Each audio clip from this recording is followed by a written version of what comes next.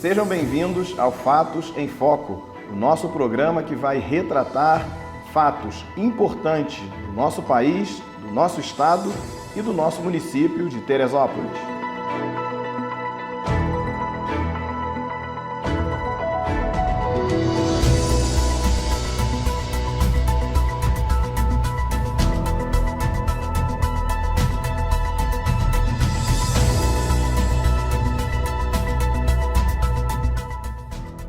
E agora, como sempre, esse primeiro bloco nós vamos tratar dos assuntos do nosso país.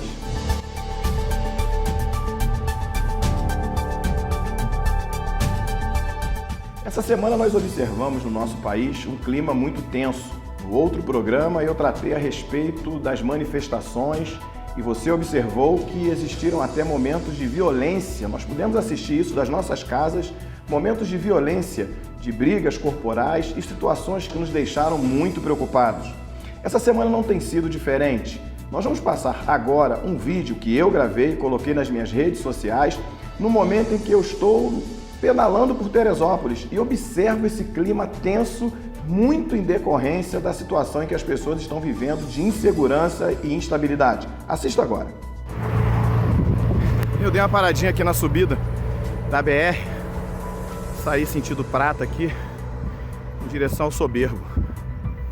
E observei uma coisa que desde ontem, quando eu assisti um vídeo que o amigo Sérgio Lopes me mostrou, de uma truculência de uma polícia, da polícia militar, uma truculência inexplicável. E onde os policiais entravam na casa de uma suposta desobediente dessas medidas que os governos, tanto estados, governadores quanto prefeitos têm tomado.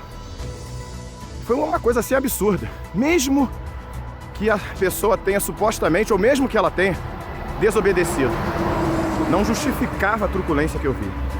E desde ontem eu fiquei pensando, porque isso pode ser o tema do meu próximo programa, Fatos em Foco. Mas pedalando da minha casa, ali no alto, bairro de Fátima, subindo a reta, que é um caminho que eu sempre faço em direção aqui a Hermitage, Prata, etc. Eu observei o clima da cidade tenso, as pessoas dirigindo tensas, gritando no trânsito, buzina. O clima de Teresópolis sempre foi um clima ameno, tranquilo, propício para caminhar, andar de bicicleta. Mas eu estou sentindo as pessoas tensas. Isso se dá muito exatamente pela falta de segurança das pessoas nas autoridades. A maneira como os governadores, prefeitos, até mesmo o presidente da República tem se comportado num momento tão difícil para a humanidade é absurda. Essas cenas de violências que a gente tem observado em vários lugares, no mundo inteiro na realidade, já visto os Estados Unidos aí, em vários lugares, sempre aconteceu, mas elas se tornam mais relevantes, elas se tornam mais acentuadas quando a gente está lutando por vidas e as vidas não se respeitam. As próprias pessoas não se respeitam. É pra gente pensar, minha gente, se vale a pena no momento em que estão mandando as pessoas se isolarem, ficarem em casa, no momento em que estão mandando as pessoas obedecerem às autoridades e as autoridades não têm a mínima competência para fazer o mínimo que se espera delas. Então façamos a nossa parte, façamos a nossa parte. Um abraço a todos, que Deus nos ajude, como eu costumo falar, para descontrair, e salve a América. Como você pôde observar, na maneira em que eu me expressei nesse vídeo, porque no momento em que eu estava pedalando pela nossa cidade de Teresópolis, eu observei exatamente isso aí que você viu eu retratar e expor. Nós vamos analisar agora no contexto de Brasil, o porquê de tudo isso. A sensação que eu tenho, e eu acredito que você também tenha, é que essa insegurança toda, essa instabilidade toda, em todas as áreas, todos os nossos segmentos do país, tem levado as pessoas a se sentirem assim. Como, por exemplo, nós podemos tentar imaginar nesse momento como tem sido esse comportamento em outros lugares. O nosso país, o nosso povo é um povo muito otimista, é um povo muito alegre, é um povo festeiro. E geralmente ele vai reagir a certas situações. Muitas vezes o brasileiro é até criticado por esse comportamento, mas é a maneira que nós encontramos de reagir às dificuldades que esse país nos impõe. Eu convidei o doutor, que é contador, pastor Paulo Ormerode, é um amigo, ele tem residência aqui no Brasil e também na Europa. tem negócios na Europa, tem aqui um escritório de contabilidade, ele é pós-graduado pela Universidade Federal Fluminense, tem vasta experiência lidando com empresas. Ele vai comentar agora exatamente essa diferença que existe na segurança econômica. Ô Merode, eu queria lhe fazer uma pergunta agora, meu amigo. A sua experiência aí na Europa, estando em Portugal, e o seu conhecimento aqui de Brasil, você acaba tendo que tratar com muitas empresas brasileiras.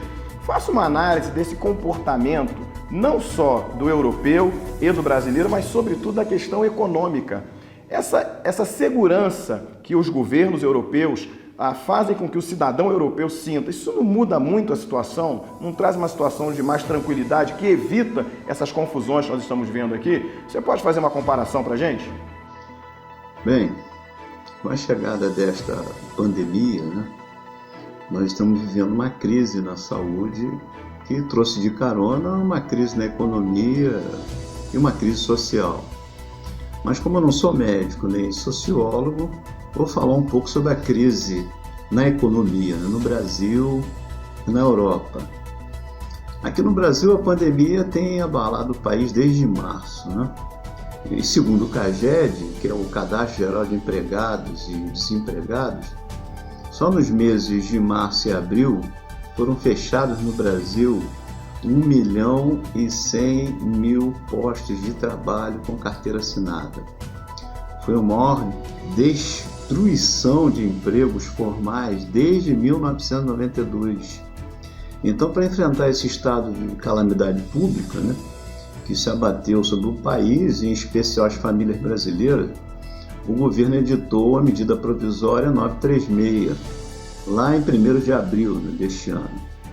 Mas como uma medida provisória só tem validade por 60 dias, ela foi prorrogada até o final de julho desse ano, aguardando, claro, a aprovação do Congresso.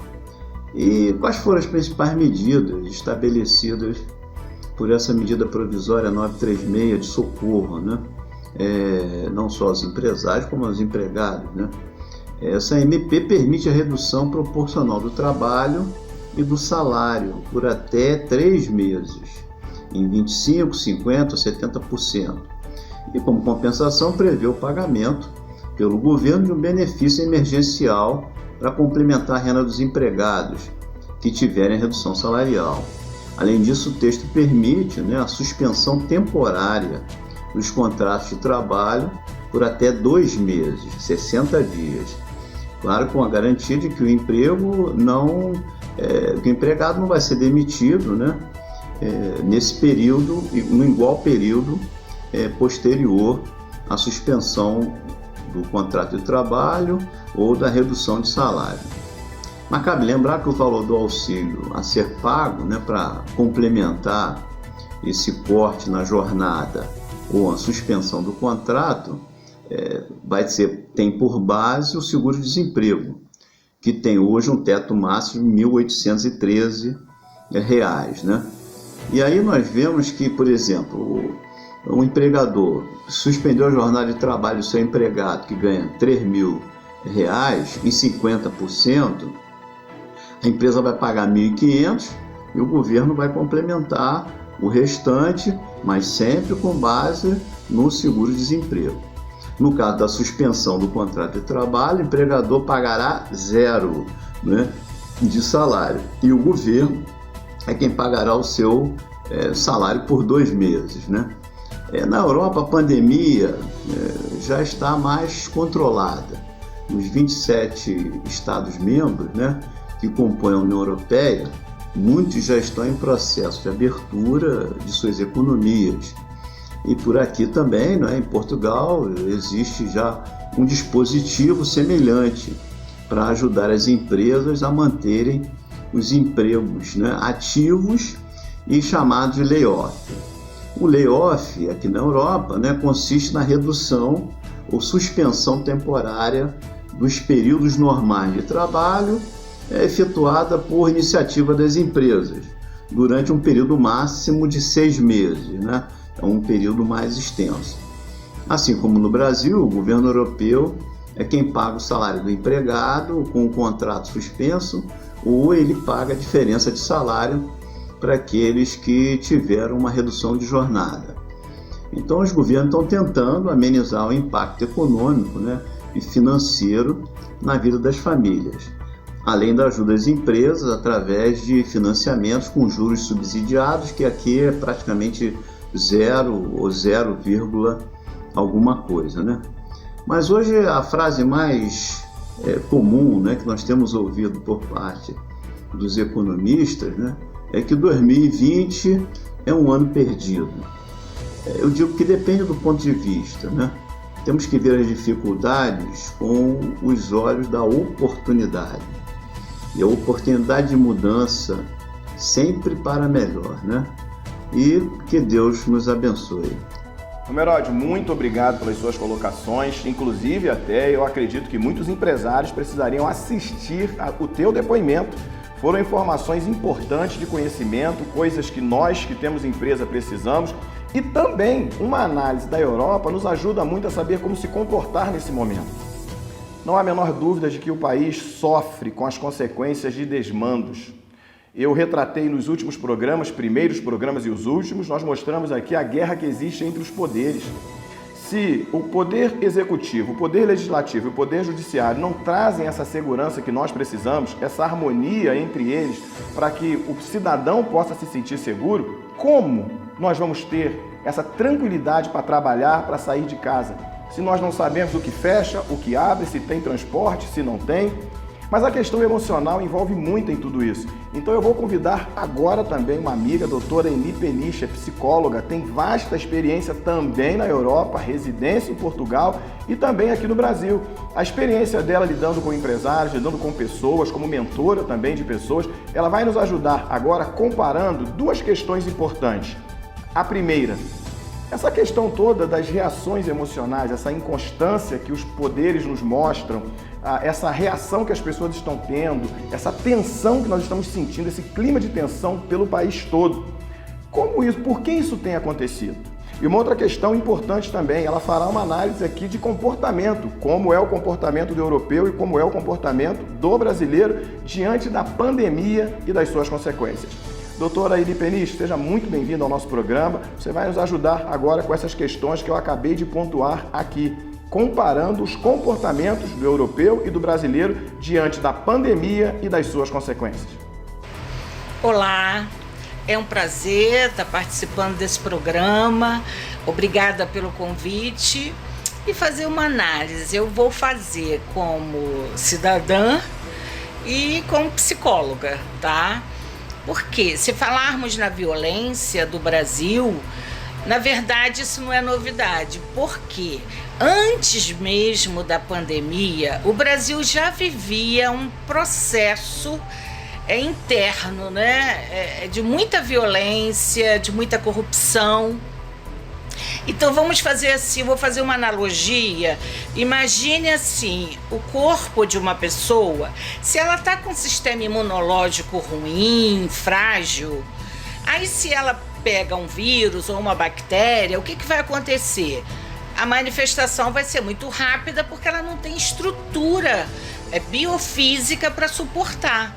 O Brasil já vinha com seu sistema imune fraco, ou seja, todo o processo político, psicossocial já havia, já estava corroído. A verdade é essa. Eu, estando na Europa, no período de eleições do Brasil, a sensação que eu tinha é que o Brasil estava em guerra, tá? Então, o que acontece? Desde muito antes, né, das eleições de 2019, durante todo esse processo, a gente presenciou muitas agressividades, pessoas morrendo, policiais morrendo injustamente.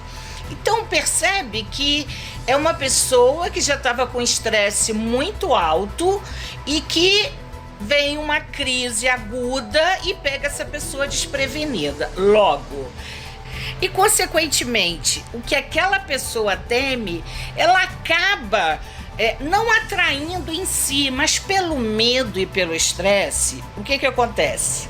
Essa pessoa ela fica suscetível, vulnerável a uma virose, a um processo infeccioso, coisas assim. Então, todos, aliás, nenhuma parte do mundo estava preparada para passar por esse processo da pandemia. Nenhum. Porque se a gente for comparar as políticas públicas do Brasil com as políticas públicas dos Estados Unidos, e especialmente da Europa, é uma diferença imensa.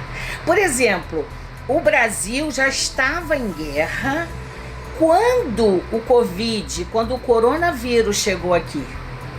Eu estou falando aqui porque nesse momento eu estou no Brasil, porque eu vim ao Brasil e não pude voltar para a Europa.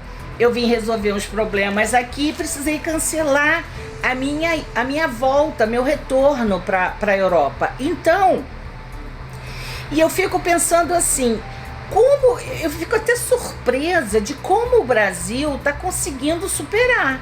Porque vocês lembram, antes da pandemia já não tinha hospitais, né? Os doentes já ficavam nos corredores. Aliás, quando eu participava, né, antes de ir para a Europa, dos debates e tudo, eu sempre falava sobre esse problema da logística dos hospitais, especialmente os hospitais de emergência.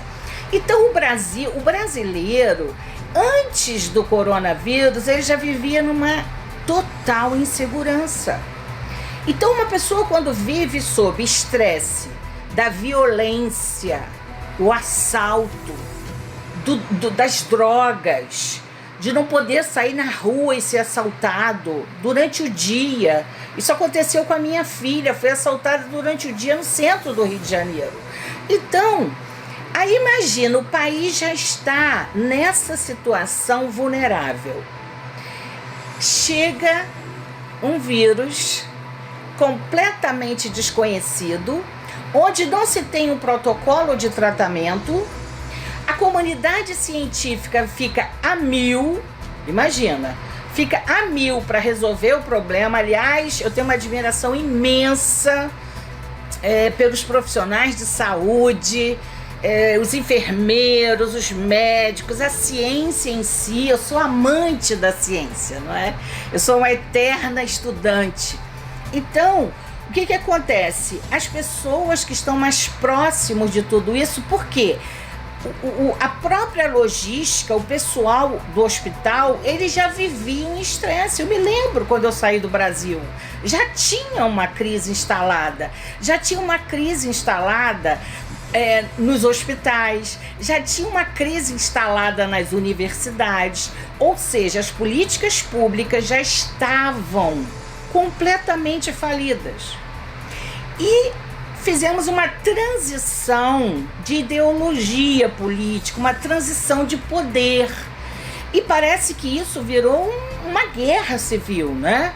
Agora imagina, em toda essa atmosfera de conflito, de estresse, de guerra ideológica, de insatisfação, porque ninguém quer perder, a verdade é essa. Imagine que em meio um país, em meio a uma transição política, tentando colocar tudo nos seus devidos lugares, porque o Brasil, infelizmente, ele estava falido financeiramente e moralmente, não é? Então, o que acontece? O vírus chega. O Brasil estava preparado? Não, o mundo inteiro não estava, e muito menos o Brasil. Por quê? Já não tinha a sustentabilidade para situações comuns, para situações do dia a dia. Então, isso é um aspecto muito sério.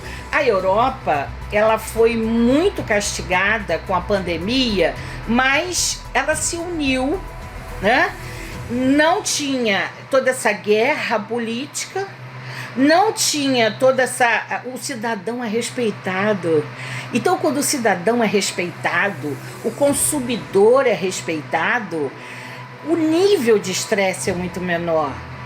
Eu vejo assim, percebo lá as pessoas idosas andando na rua, mas já bem velhos mesmo, com uma tranquilidade. Eles não ficam dentro de casa, mas a gente percebe neles uma tranquilidade porque eles vão ser respeitados. É o policial que vai e ajuda um idoso a atravessar um sinal. É bem diferente. A maioria anda de transporte público. Ali tem seguranças. Um tempo atrás o presidente de Portugal estava andando de trem lá, que chama-se de comboio, né? Então existe essa diferença, e se a gente fizer um reducionismo, a gente vai perceber que tudo isso está voltado para o nosso sistema nervoso, que é o estresse. Porque quando a gente tem uma tranquilidade, quando a gente tem uma autossegurança e uma segurança política, uma segurança de cidadão, uma segurança que a gente está vivendo num país que cuida de nós, as pessoas são mais tranquilas. Por quê? O que difere a Europa do Brasil? É a impunidade. Lá tem problemas? Claro que tem. Onde tem o ser humano tem problema. Onde tem política tem corrupção. Qual é a diferença? Não tem impunidade. Lá, a lei existe. A lei opera.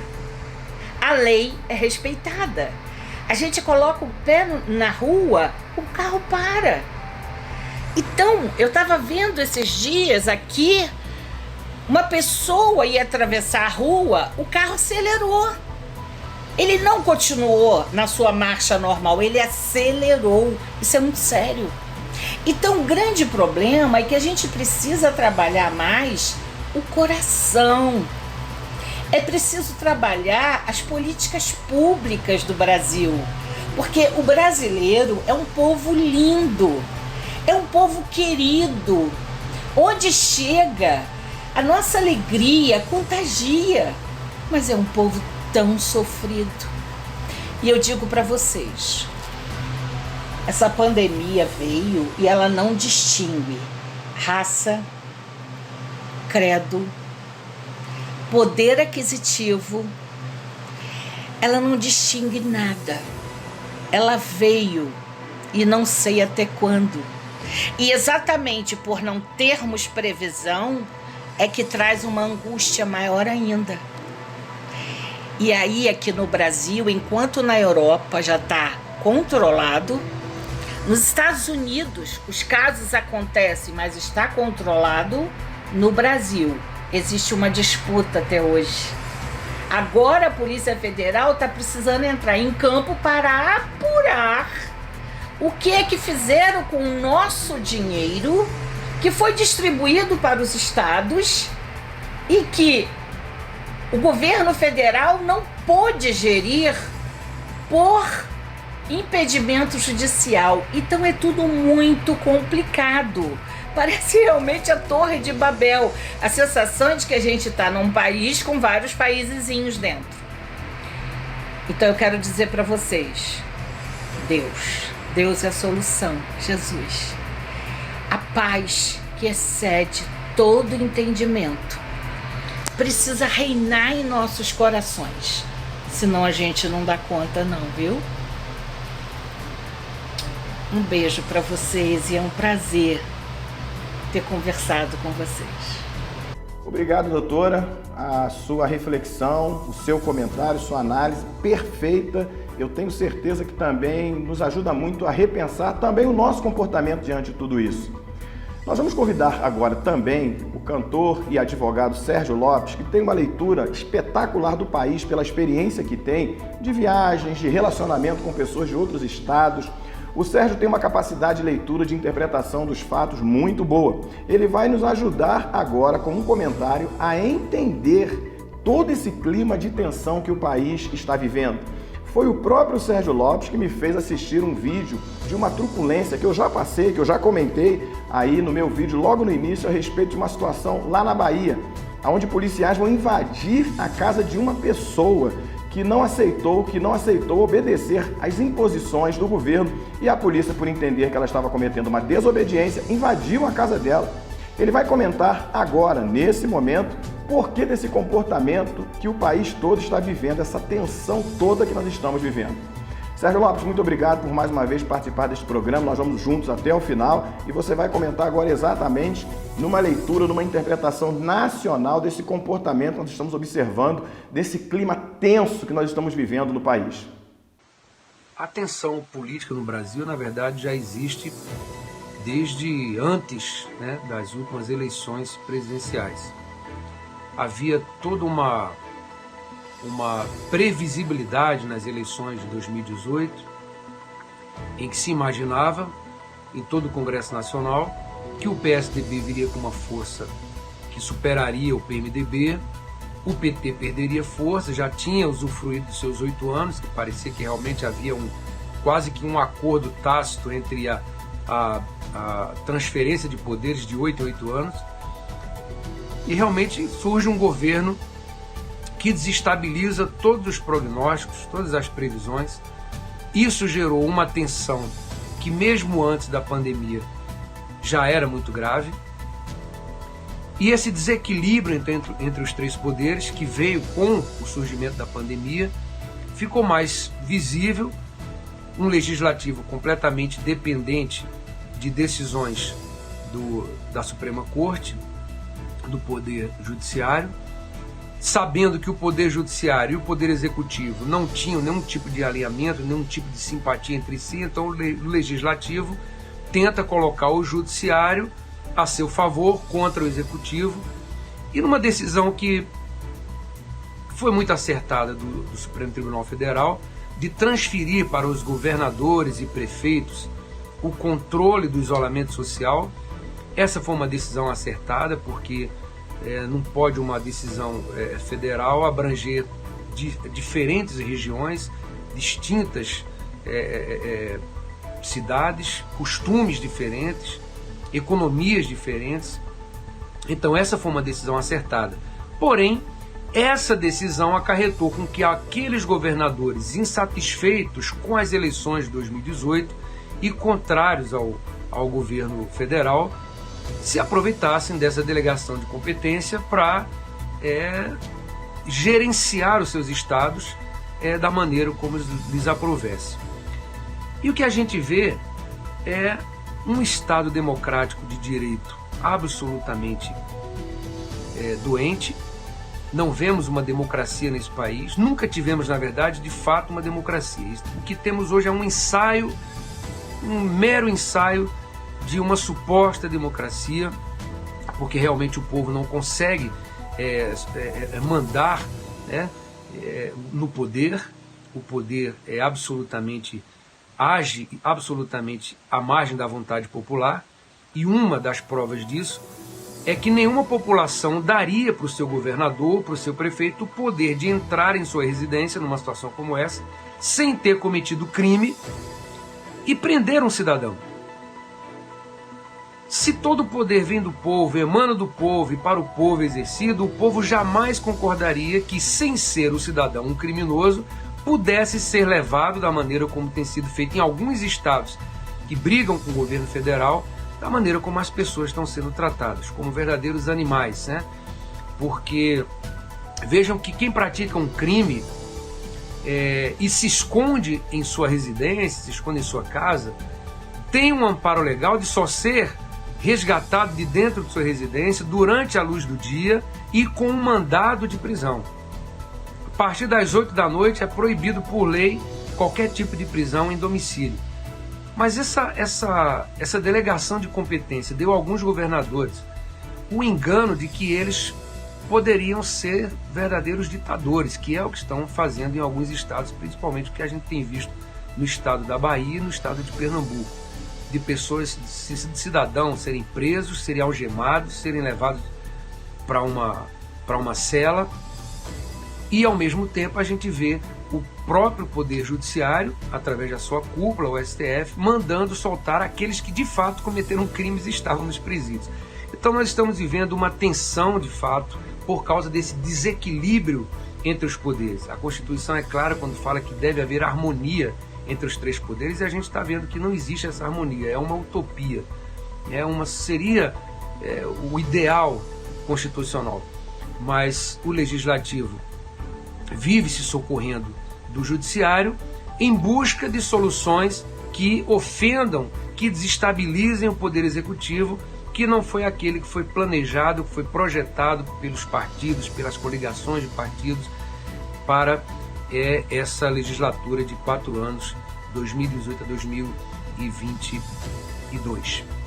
Então essa tensão é causada por esse desequilíbrio. Isso vai levar um bom tempo para se solucionar, porque nós não conseguimos ver no presente momento nenhuma tentativa de alinhamento do Poder Judiciário com o Poder Executivo, e ele continua determinando, dizendo aquilo que é lei, o que é legal, aquilo que pode e que não pode ser feito, mas é muito importante destacar que quando o Judiciário delega para os governadores e prefeitos o controle sobre o isolamento social, ele não estava delegando aos governadores e prefeitos o poder de ferir os direitos fundamentais, e entre eles o direito de ir e vir, o direito de estar em sua própria casa e não ser molestado, nem ser conduzido à prisão estando dentro de sua própria casa, sem ter cometido um crime e sem um mandado judicial.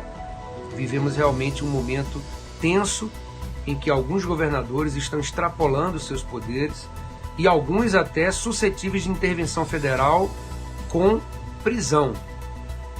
Isso somente o tempo vai nos dizer como vai ser solucionado, mas o que fica muito claro é que não existe no presente momento o exercício da democracia no Brasil. A vontade do povo não é considerada relevante para alguns governadores, alguns prefeitos, algumas autoridades.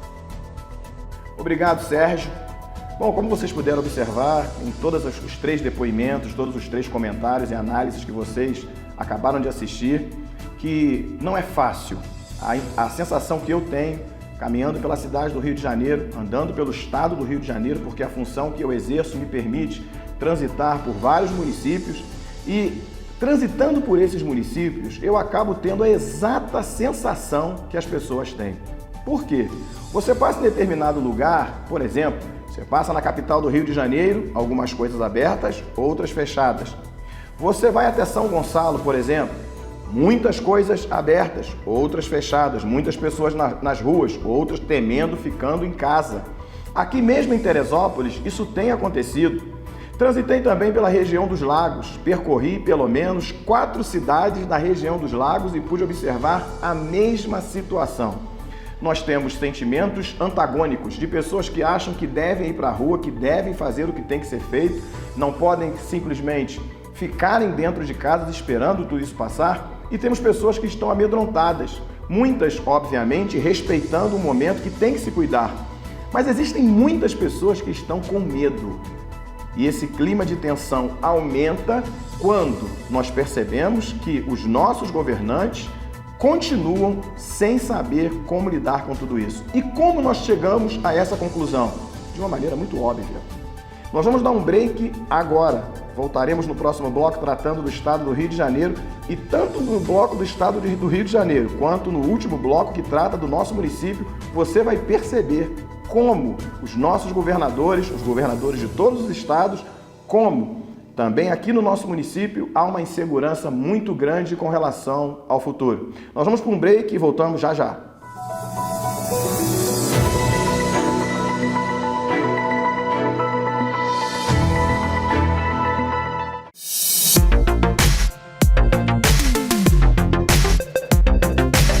Requinte, qualidade, preço, opções de pagamento especiais. Na Piso Center Show, trabalhamos com as melhores marcas de pisos e revestimentos. Além de atendimento personalizado, temos espaço amplo para atender profissionais da área de engenharia, arquitetura, designer de interiores, decoradores e seus clientes. Na hora de reformar ou construir, conte com a gente. Entregas rápidas para a cidade e regiões vizinhas. Vem para Piso Center Show.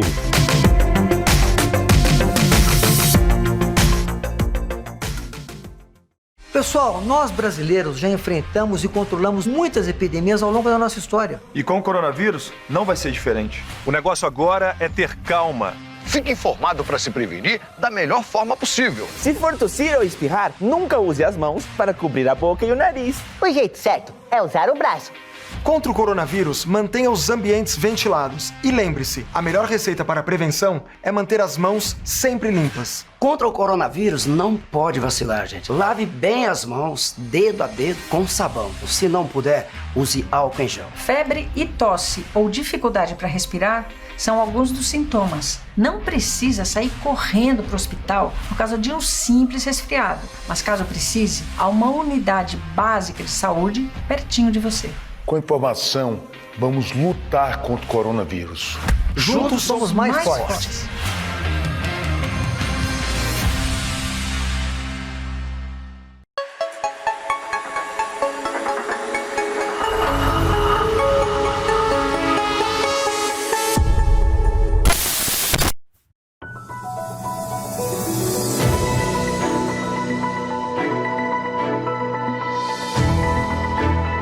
Estamos de volta com o nosso bloco que vai tratar sobre o nosso estado.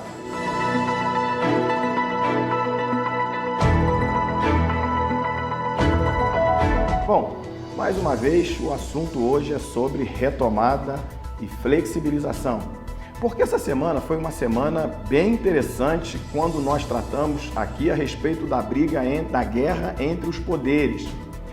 Por que foi importante nós iniciarmos o programa Fatos em Foco, mostrando exatamente a situação que existe entre esses três poderes que não conseguem se alocarem nas ideias? Por que esses três poderes entram tanto em conflito? O estado do Rio de Janeiro viveu uma situação muito inusitada quando o governador, eu comento já a respeito dessa decisão do governador, tomou a decisão então de flexibilizar todo o comércio e todos os serviços de uma vez só.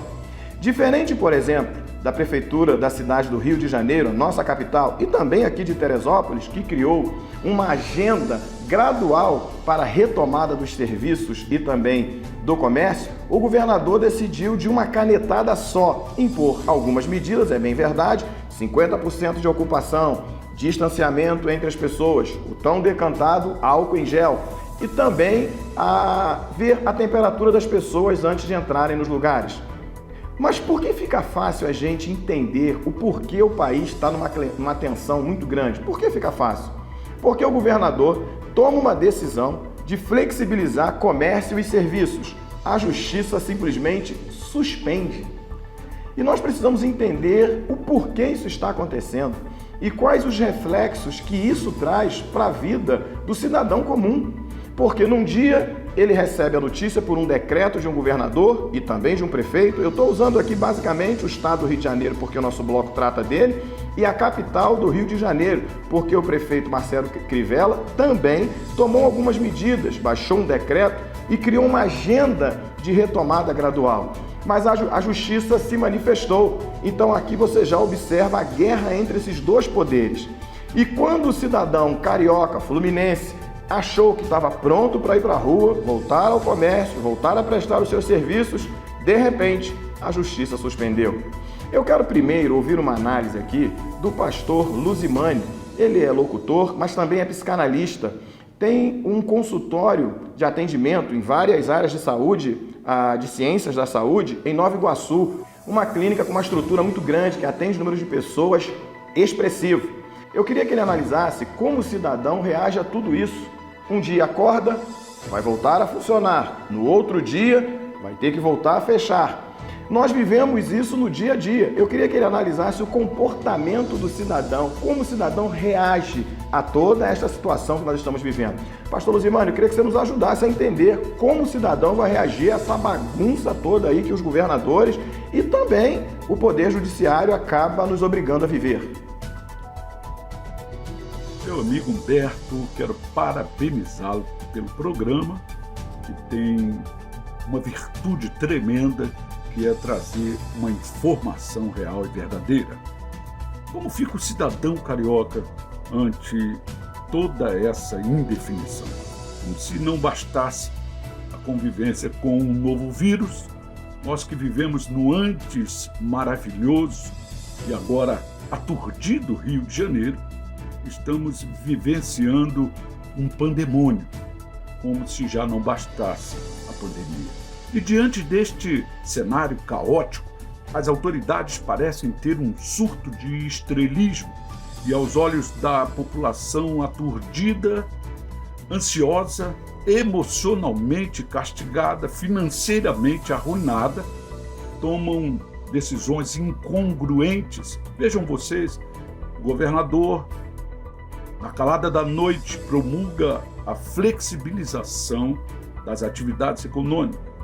Logo ao amanhecer, no outro dia, vem o juiz de primeira instância e anula todo o processo, para que no outro dia o presidente do TJ anule a decisão do juiz de primeira instância, voltando a vigorar a flexibilização.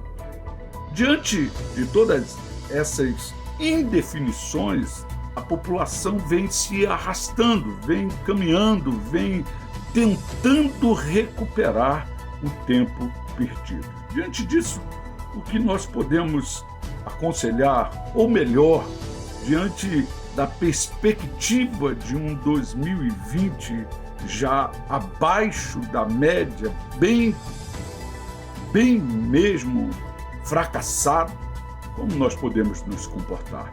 Como morador do Rio de Janeiro, posso te dizer, não se desespere. O desespero é uma doença mortal, porque o desespero gera ansiedade, gera pânico, gera angústia extrema. O desespero não só é capaz de matar o indivíduo, como também matar os sonhos e as perspectivas de que tudo vai melhorar, que isso vai passar. Por isso, cuide da sua saúde mental. Por isso, foque no futuro, no que está por vir. Cuide da sua saúde familiar. Vamos deixar que apenas as autoridades se confundam. Vamos deixar que apenas as autoridades entrem em competição, querendo ser os melhores ou, pelo menos, os mais certos. Nos demais aspectos da nossa vida, vamos caminhando devagarzinho, se reinvente nos negócios, crie, negocie, vá devagar ao pote. A pressa pode te atrapalhar. Não deixe que informações tendenciosas possam manipular as tuas decisões. Retorne com cuidados dobrados e atento, porque de uma hora para outra, com uma simples canetada, tudo pode mudar. É exatamente isso que nós temos percebido no nosso Estado. O Estado está envolvido também numa guerra política muito grande. Nós estamos estarrecidos porque um governador que está tendo que lidar com a maior pandemia da história humana, pelo menos na exposição ela é. Em número de mortes, saberemos ao final de tudo isso se a verdade for estabelecida, se os números não forem maquiados. Mas tem uma situação que é inusitada também. O governador acaba de sofrer um duro golpe. A Alerj vai aprovar por 69 votos por unanimidade a abertura do processo de impeachment contra o governador. Aí nós perguntamos, como um Estado que precisa lidar diretamente, frontalmente, com uma guerra contra a vida humana, que diz respeito à saúde, como um governador tem legitimidade, eu poderia até avançar, como ele tem condições, ele mesmo, própria, psicológica, de lidar com uma situação tão difícil, sofrendo um processo de impeachment. Há uma outra questão também a considerar, como o cidadão que mora no estado do Rio de Janeiro vai conseguir lidar com tudo isso? Qual é a segurança que nós temos se tomamos conhecimento que hospitais de campanha, que eram a salvação, um dos viés de escape, que poderia nos ajudar a superar tudo isso, está totalmente envolvido em corrupção? Materiais importantes, equipamentos, coisas que são importantes para a vida humana foram usados exatamente para enriquecimento ilícito. Como o cidadão acaba tendo que lidar com tudo isso? É uma situação realmente que nós percebemos que tem um grau de dificuldade muito grande para nós entendermos. O governador do estado do Rio de Janeiro, neste momento, terá sérias dificuldades para administrar esse estado e para resolver os próximos problemas que virão. Uma outra pergunta que fica no ar que eu queria que você pensasse. Por que um governador, que igualmente é o de São Paulo também, o Dória, por que esses dois governadores guerrearam tanto, abertamente, foi uma guerra em praça pública, por assim dizer, contra o presidente da República, que entendia que a liberação, a flexibilização, a retomada já deveria ter acontecido muito antes. Tanto o governador Wilson Witzel quanto o Dória travaram uma batalha nacional contra o presidente. E o que levou o governador a praticamente de um dia para o outro mudar a sua posição e não decidir como estão fazendo outros municípios, o próprio município aqui de Teresópolis, que decidiu por uma abertura gradual, que criou ondas para essa reabertura, que supostamente até fez um estudo técnico. Por que, da noite para o dia, o governador decide abrir tudo? Alguém poderia dizer, mas ele fez um estudo, ele tem informações que levaram ele a fazer isso, mas os números não mostram isso. Na realidade, nós não temos nenhuma segurança do lado de cá, nós que recebemos as informações oficiais, de que há uma melhora com relação aos números.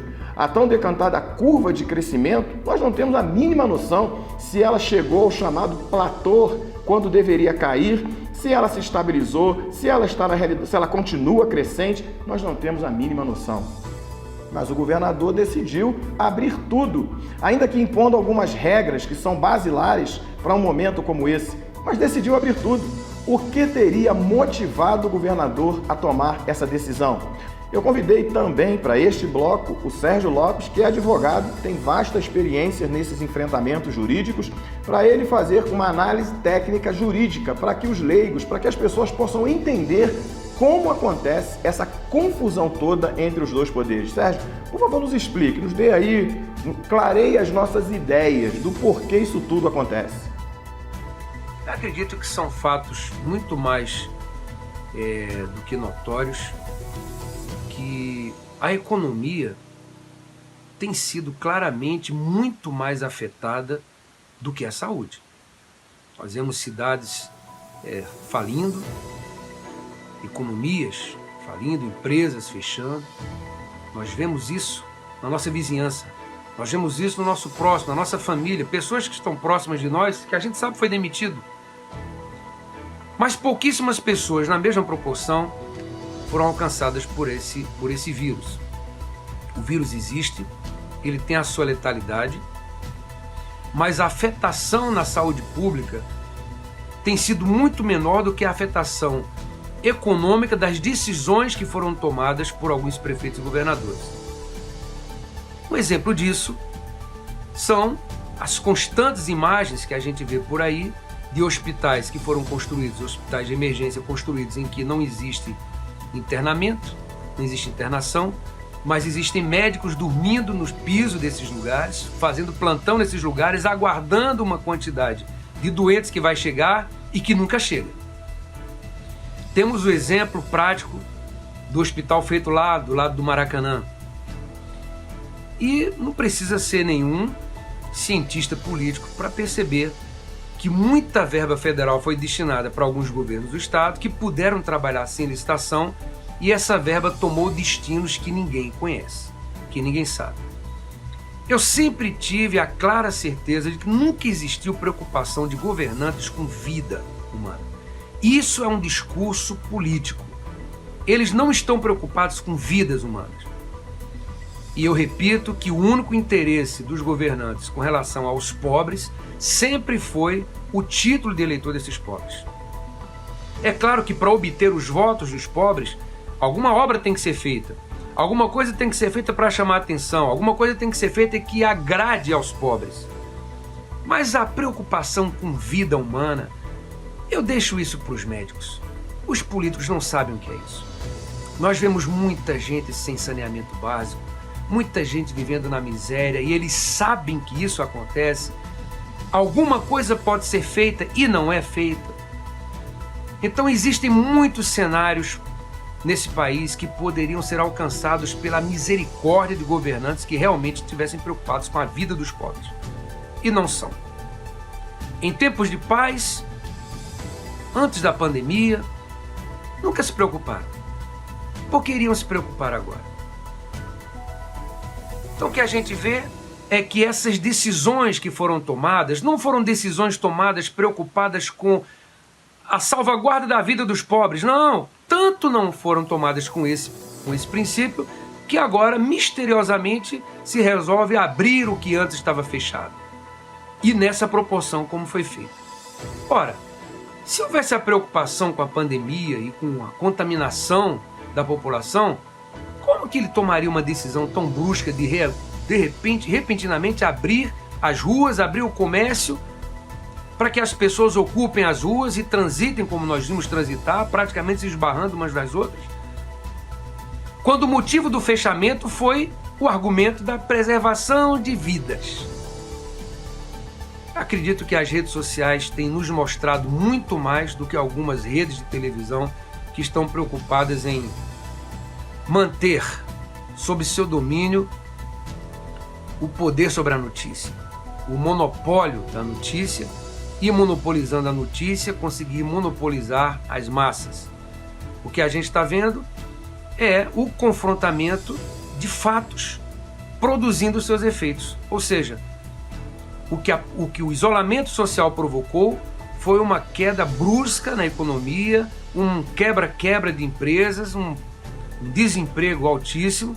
E quando se percebeu isso, que os avisos foram muitos, mas quando se percebeu que isso era um fato, aí de repente se resolve abrir a economia, se despreocupando com a vida das pessoas e mostrando que não havia de fato motivo para aquele isolamento social, e a coisa tem sido usada dessa maneira, de forma política. Então vai sempre haver esse conflito aí entre a opinião de um prefeito, a opinião de um governador e a opinião do judiciário. Talvez o judiciário nesse momento esteja de fato, em se tratando do caso do Rio de Janeiro, preocupado com a contaminação, preocupado com a pandemia. Mas os políticos, os governos, estão preocupados assim com suas economias. Tanto é que repentinamente, diante de uma decisão do judiciário de manter a saúde das pessoas, o governo municipal e o governo estadual se juntaram para favorecer a economia. No que diz respeito ao governador Wilson Witzel, e esse finalzinho dele agora de semana em que, infelizmente, porque nós não devemos comemorar esse tipo de acontecimento. Eu, particularmente, que sempre gostei e me interessei pela política, até porque todos nós nos relacionamos com política. Quando a pessoa diz, eu não gosto de política, eu não gosto de me envolver com política, você está diretamente envolvido com política porque você paga impostos, porque você se relaciona com órgãos públicos. É por isso que o Brasil está aprendendo de uma vez por todas que ele precisa se conscientizar, ele precisa se municiar de informações, de conhecimento. Por exemplo, tudo que parece novo chama a atenção e como nós estamos totalmente frustrados com a chamada política velha, nós vamos buscar o novo. O governador Wilson Witzel se elegeu exatamente com esse discurso, que é comum de muitos novos políticos que estão surgindo e que surgem a todo momento. Na realidade, não há nenhuma novidade nisso. Se nós nos lembrarmos, em 1989, eu fiz menção disso aqui no último programa, Fernando Collor de Mello também surge como uma figura, como uma nova política. Faz um voo solo num partido pequeno, desafia estruturas históricas da nossa política. Só no final, quando já estava agonizando, que ele foi buscar ajuda, por exemplo, de Antônio Carlos Magalhães e de Brizola, que representavam a política muito mais do que vamos chamar de velha, embora eu não goste desse termo porque pode soar pejorativo. Nem sempre o velho pode ser negativo, porque o termo velho pode também significar experiência. E aí que eu quero falar. Faltou experiência ao governador. Porque quando alguém diz que quer fazer o novo, ele precisa arrancar, tirar toda a raiz velha. Só que não se arranca isso da noite para o dia. É impossível. Existe um sistema todo montado, existem interesses. Uma pessoa sozinha não conseguirá fazer isso. Ela terá que habilmente conversar, saber ter o entendimento correto dos fatos, analisar os acontecimentos e, sobretudo, pessoas. Então vamos observar aqui o seguinte, é para pensar, tudo isso é para nós analisarmos, porque política muda todo dia. Pode ser que semana que vem o cenário seja outro, mas vamos analisar a política agora no que se diz respeito ao governador. O processo de impeachment foi aberto com 69% de votos a favor, por unanimidade. Isso já causaria uma estranheza. Alguém ter um processo aprovado de abertura de impeachment com o total de votos dos votantes presentes. Há um argumento do governador em que ele autorizou o partido a votar pela abertura. Certamente, como operador da lei, como ex-juiz, ele pode usar o argumento de que quer provar no curso do processo a sua inocência. Só que o governador comete um erro de novo, porque o processo de impeachment, qualquer pessoa com o mínimo de conhecimento sabe que ele não é simplesmente jurídico, ele é político. A motivação dele geralmente é política. Basta observar alguns governadores, presidentes que sofreram o processo de impeachment e depois, na justiça comum, responderam aos mesmos processos e foram inocentados e, no entanto, politicamente foram condenados. Existe uma outra questão também que o governador não considerou, que é a opinião pública. E eu vou voltar na história da retomada e flexibilização. Eu vou assumir agora aqui o risco de uma afirmação pessoal. A meu juízo, o governador só autorizou a retomada, a flexibilização do jeito que ele fez, porque ele gostaria de ganhar um pouco mais de adesão da opinião pública a favor dele, porque as ruas ditam o ritmo do processo de impeachment. Todos os deputados estaduais que vão votar, certamente, estarão de olho na reação do público, e isso conta muito. O governador falhou em várias frentes, ele falhou em vários tipos de comportamentos que teve desde que isso tudo começou. Começou com ele já desafiando o presidente, e nós não vamos aqui julgar quem é certo e quem é errado, mas a postura num momento como o que nós estamos vivendo não era a melhor. No momento em que nós precisaríamos de um entendimento, de uma conciliação, de um diálogo, ele buscou o enfrentamento, o confronto. Estranha muito que agora ele tenha recuado, e recuou mesmo, e permitisse que a votação fosse por unanimidade contra ele. Mais uma vez, eu vou recorrer à sua consciência que está assistindo esse programa. É importantíssimo observar todos os fatos. Muito mais até do que assistir uma rede só de televisão. Você precisa buscar informação por vários canais que veiculam as informações. Buscar aquelas que não buscam tendências de interesse próprio. Esse é um momento importantíssimo para nós observarmos tudo isso, porque já já nós teremos eleições e é muito importante você estar consciente. Fica aqui algo para a gente pensar. E agora, o novo, de fato, é melhor do que o velho? O que é política nova de verdade? Nós vamos dar uma paradinha aqui, vamos pro break, já já voltamos, analisando ainda essa questão política e a pandemia, já já nós voltamos.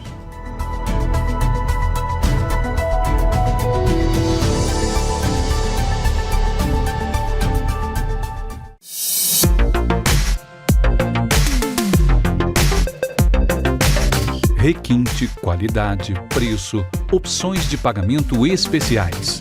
Na Piso Center Show, trabalhamos com as melhores marcas de pisos e revestimentos. Além de atendimento personalizado, temos espaço amplo para atender profissionais da área de engenharia, arquitetura, designer de interiores, decoradores e seus clientes. Na hora de reformar ou construir, conte com a gente. Entregas rápidas para a cidade e regiões vizinhas. Vem para Piso Center Show.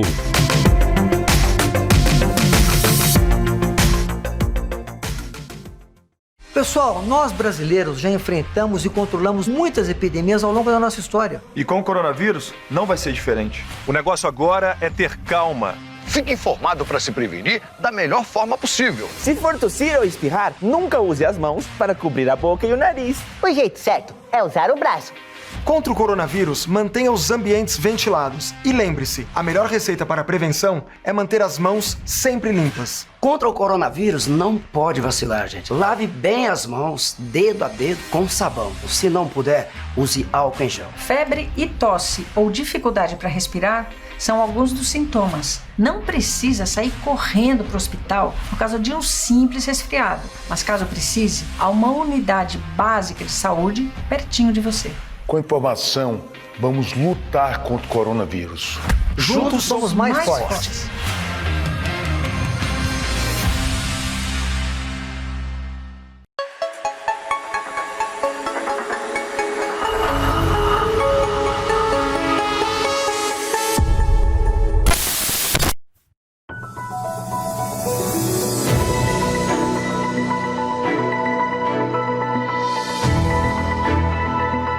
Estamos de volta e agora nós vamos tratar dos assuntos da nossa cidade.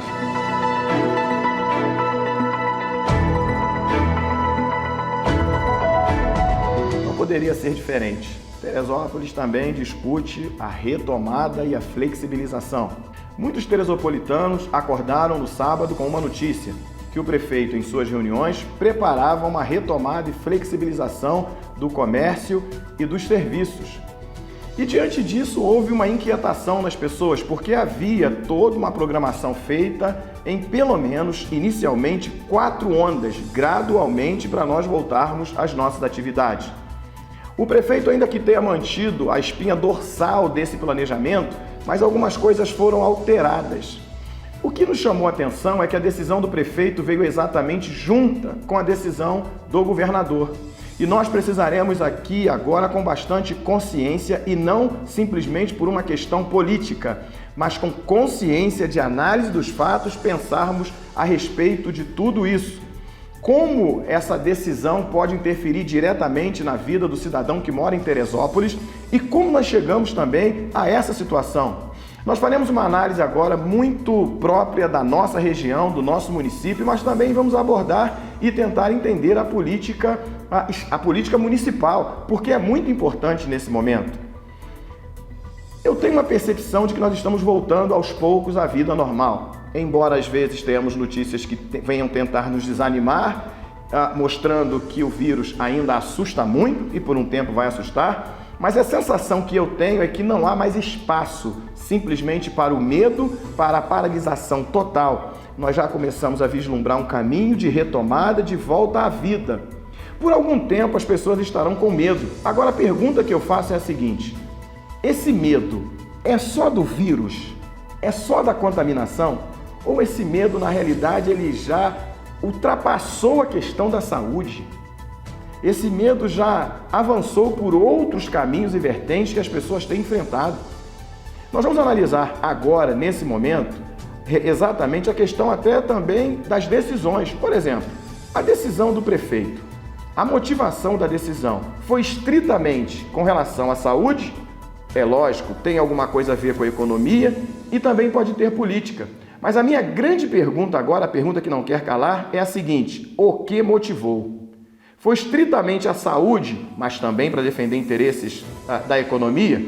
Tem questões políticas? Nós convidamos o empresário Michelangelo, que tem experiência aqui na cidade, porque tem empresa aqui estabelecida na cidade, também tem experiência em gestão pública, que já ocupou secretaria aqui em Teresópolis. Nós vamos ouvir o Michelangelo agora. Michelangelo, a seu juízo, na sua opinião, fazendo uma análise, às vezes não só aqui de Teresópolis, porque dá para pensar também, por exemplo, com relação ao estado do Rio de Janeiro. Mas na sua concepção, a decisão foi estritamente saúde ou ela teve motivação econômica política? Boa noite a todos os espectadores do programa Fatos em Foco, com meu querido amigo pastor Humberto Siqueira. Humberto, vamos lá, eu vou tentar te responder de forma breve, porque é um assunto complexo, a gente poderia conversar sobre isso aqui por horas. Então vamos falar da reabertura do comércio em Teresópolis, da flexibilização da quarentena. Em relação a isso eu acho ótimo, né? Eu acho que Teresópolis já não vinha atravessando um momento bom economicamente, né? O comércio já vinha sofrendo há muitos anos, né? E a pandemia veio para agravar esse problema de forma cruel. Então, em relação a isso, eu tenho assim plena certeza de que vai ser muito bom para o povo de Teresópolis, muito bom para o comércio, muito bom para a economia, né? E em relação à decisão, se ela foi política, se ela foi, né, baseada na ciência, se ela foi baseada na economia, eu não acredito que nenhuma decisão ela possa ser tomada sem um elemento político agregado, né? A gente, enquanto indivíduo inserido numa sociedade, numa coletividade, a política é inerente, né, em todas as nossas relações, né, em todas as nossas decisões, né, das menos importantes às mais importantes, a política está sempre ali, né? Então, sob esse ponto de vista, né, a decisão foi política. Mas em Teresópolis isso fica mais nítido, assim, se você avaliar como foi os últimos meses de quarentena em Teresópolis, né? A prefeitura criou, né, o prefeito criou um gabinete de crise, onde foi determinada ali uma métrica, né, uma metodologia, matemática para definir, né, um momento de flexibilização, de reabertura ou de manutenção da quarentena. Né, nos últimos meses, semana após semana, a gente vê essa métrica não bater, né? Os números são sempre negativos e justificam sempre a manutenção da quarentena, né? A permanência da quarentena. Né? Todas as semanas nos últimos meses, a métrica nunca bateu. Né? Há algum tempo atrás, o governador do estado do Rio de Janeiro, ele baixou um decreto autorizando a reabertura em todo o estado do Rio de Janeiro do comércio, né? Seguindo algumas condicionantes ali de segurança, né? De isolamento social, mas ele autorizou.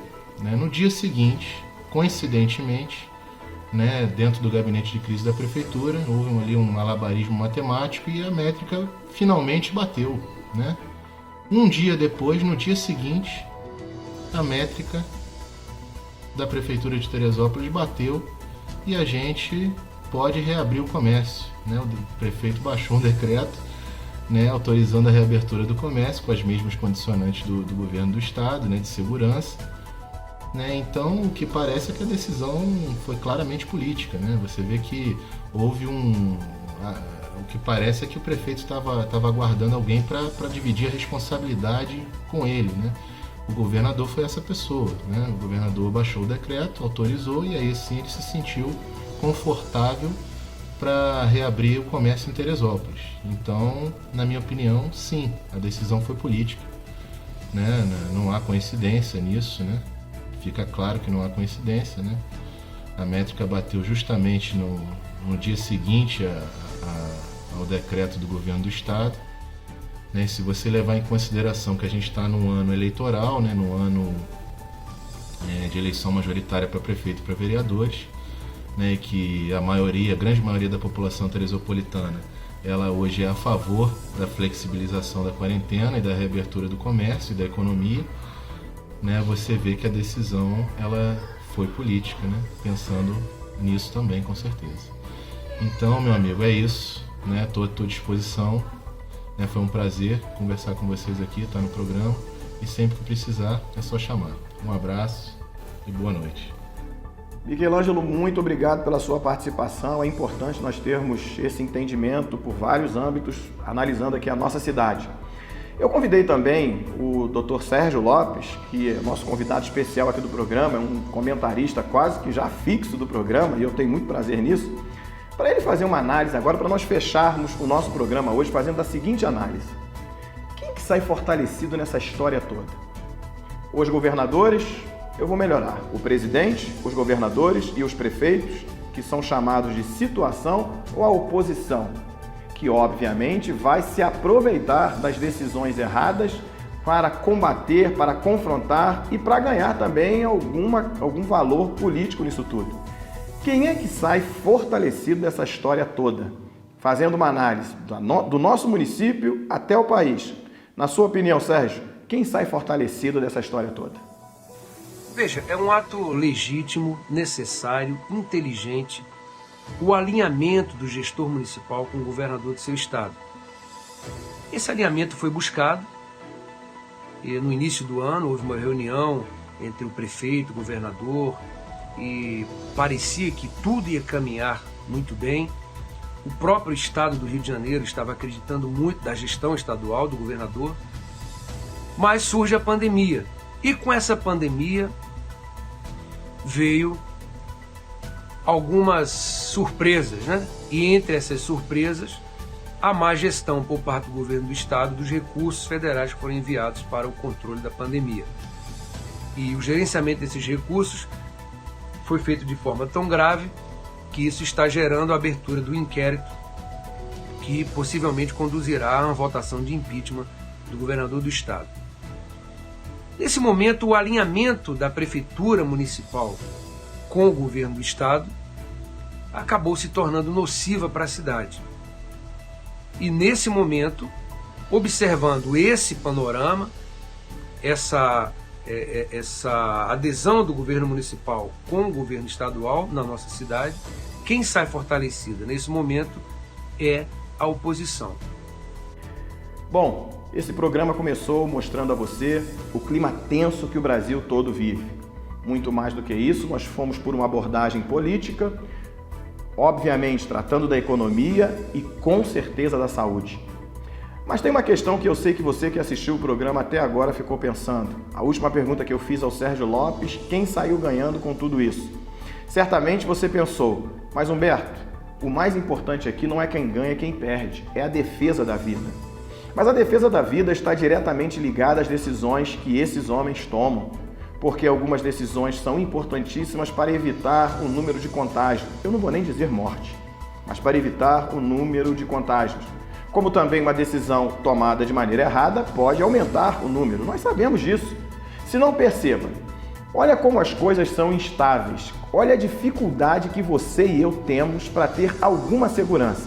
Eu me recordo bem que no início da pandemia, nessa discussão toda, alguns governadores, sobretudo Dória e Witzel, recorriam à Organização Mundial da Saúde para embasar as suas defesas. Nós observamos isso muitas vezes. Eles faziam uso disso. A Organização Mundial da Saúde disse, e aí faziam suas defesas. Nas últimas semanas, a coisa virou. Há uma enxurrada de vídeos de críticas à Organização Mundial da Saúde, porque ela reviu algumas colocações, como, por exemplo, o uso da cloroquina e também dos assintomáticos, se eles contaminavam ou não. Quando a Organização Mundial de Saúde mudou um pouco o seu discurso, que eu não vejo nenhum absurdo nisso, é um vírus que as pessoas não tinham conhecimento. Eu mesmo, entrevistando pessoas que são da área, como médicos, tiveram dificuldade em fazer certas afirmativas, que fizeram e depois reconheceram que elas não tinham total segurança de verdade. Por quê? Porque ninguém conhecia o vírus perfeitamente. Cientistas do mundo inteiro, de grandes potências na ciência, países que são muito mais desenvolvidos do que o Brasil, tanto Estados Unidos como países europeus, até mesmo podemos dizer a China pelos investimentos que faz em conhecimento científico. Estão tendo dificuldade de lidar com esse vírus. Então não há absurdo nenhum em as pessoas mudarem, fazerem outra análise e os estudos irem provando coisas diferentes. Agora tem uma questão que nós não podemos deixar de pensar. Como o ser humano também pode mudar. Não é de humor não, que isso até seria aceitável, mas são de certos posicionamentos que são muito mais, na maioria das vezes, para atender à defesa dos seus interesses do que do bem comum. Pensando nessa questão de situação, oposição e etc., olha o cenário. Nós vivemos um momento em que Bolsonaro travava guerras contra o governador, principalmente de São Paulo e do estado do Rio de Janeiro. Qual é a situação neste momento? Bolsonaro teve que enfrentar suas próprias guerras em Brasília, ministros sendo demitidos, acusações pesadas de interferência na Polícia Federal, entre outras coisas que ele teve que enfrentar diretamente.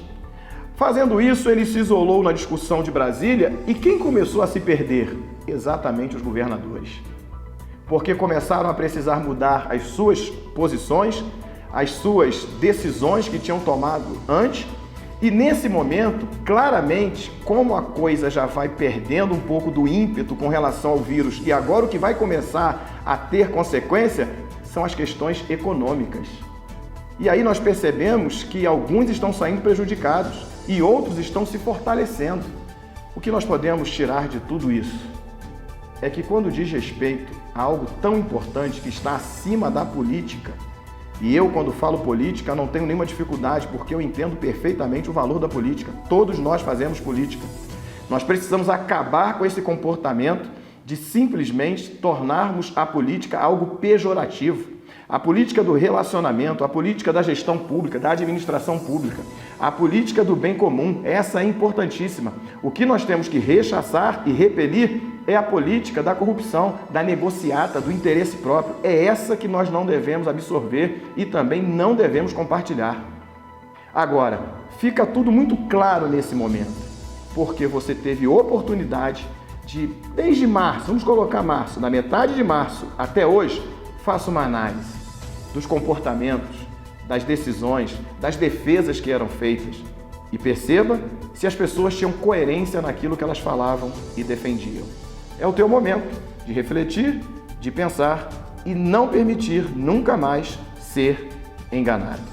nós vamos para o final deste programa com a consciência de que tentamos trazer até você, mais uma vez, uma reflexão, comentando aqui, não simplesmente com crítica, não fomentando aqui terror nem crítica, mas para pensar, para refletir e para vivermos melhor. Até a próxima, que Deus nos abençoe e tenhamos paz sempre.